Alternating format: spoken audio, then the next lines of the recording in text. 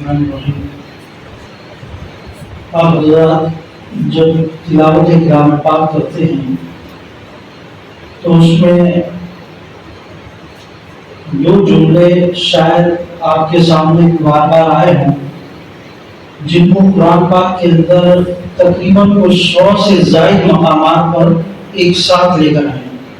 ویسے تو انفرادی طور پر ان دونوں جملوں کا الگ الگ استعمال وہ بھی مستقل ہے، لیکن جہاں مستقل طور پر دونوں ایک ساتھ آئے ہیں وہ تقریباً 100 سے زائد مقام ملتے ہیں۔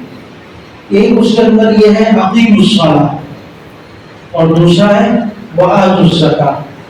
اقیموا الصلاۃ وآتوا الزکاۃ کہ نماز قائم کرو اور زکوٰۃ ادا کرو۔ ان دونوں کو اللہ رب العزت نے ایک ساتھ بیان فرمایا قرآن پاک کے اندر، اور نبی اکرم صلی اللہ علیہ وسلم نے ان کی بڑی تاکید کی ہے۔ نماز ایک بدنی عبادت ہے، آپ کے بدن کے ساتھ تعلق رکھتی ہے، اور زکوٰۃ آپ کے مال کے ساتھ تعلق رکھتی ہے۔ زکوٰۃ کی عبادت کیا ہے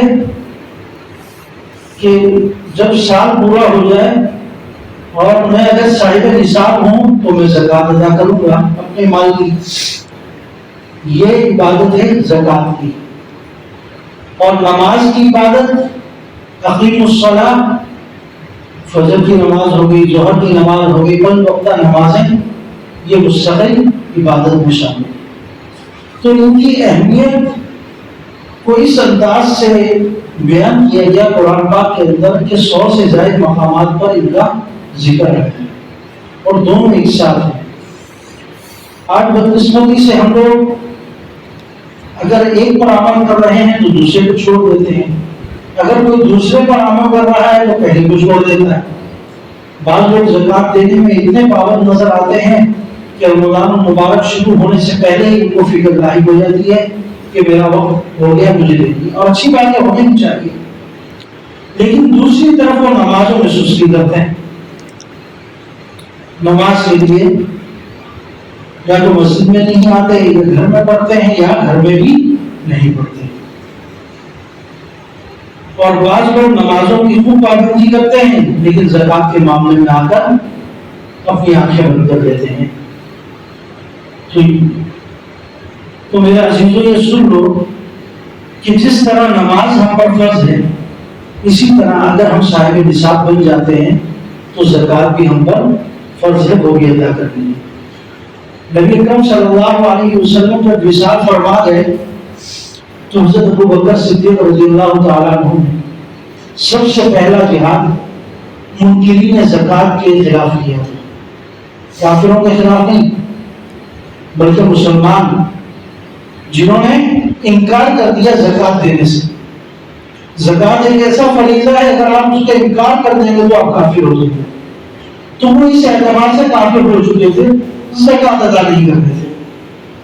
تو آپ نے اس وقت ایک جملہ فرمایا تھا کہ اگر کوئی شخص ایک رسی کے برابر، رسی کی زکوٰۃ کے برابر بھی زکوٰۃ دینے سے انکار کرے گا تو میں اس کے خلاف جہاد کروں گا۔ کیونکہ وہ وقت ایسا تھا اگر اس وقت سستی دکھائی جاتی تو یہ فریضہ بالکل بھی ادا نہ ہوتا تھا۔ تو اسی وجہ سے انہوں نے اس وقت اس پر حکمت عملی کرتے ہوئے فوری طور پر ایکشن لیا اور امت کو دکھایا کہ جس طرح ایک نماز ایک مستقل فریضہ ہے، اسی طرح زکوٰۃ بھی ایک مستقل فریضہ ہے۔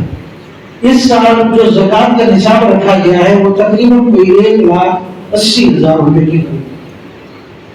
کہ کسی کے پاس اتنی رقم ہو اور اس پر یا اس کے برابر رقم ہو اور سال گزر جائے تو وہ زکوٰۃ ادا کرے گا۔ اگر درمیان میں سال کے کہیں تھوڑی بہت کمی زیادتی ہوئی ہے تو پھر بھی سال کے شروع اور آخر کا اعتبار کر کے زکوٰۃ ادا کی جائے گی۔ اسی طرح سونے پر زکوٰۃ ہوتی ہے، مال تجارت پر زکوٰۃ ہوتی ہے۔ اگر کوئی اضافی چیزیں تجارت کے لیے رکھی ہوئی ہیں، جیسے گاڑی ہو گئی، مکان ہو گئے، اسی طریقے سے پلاٹ ہو گئے لے کر رکھے ہوئے ہیں کہ میں ان کو بیچوں گا، تو ان سب پر زکوٰۃ ہوگی۔ اگر کوئی ایسا پلاٹ ہے جہاں رہائش کے لیے لیا ہے اور بیچنے کا کوئی ارادہ نہیں، گاڑی لی ہوئی ہے اپنی ضرورت کے لیے، اس پر کوئی زکات نہیں ہوگی۔ قیمتی کوئی موبائل لیا ہوا ہے لیکن وہ ضرورت کا ہے تو اس پر کوئی زکات نہیں ہوگی۔ تو زکات کے معاملات کو بھی ذرا پوچھ کر سمجھ کر ادا کرنے کی کوشش کریں۔ اسی طرح نماز کے معاملات کو بھی اللہ تعالیٰ ہمیں ان دونوں فریضوں کو مکمل طور پر سمجھ کر ادائیگی کرنے کی توفیق عطا فرمائے۔ الحمدللہ۔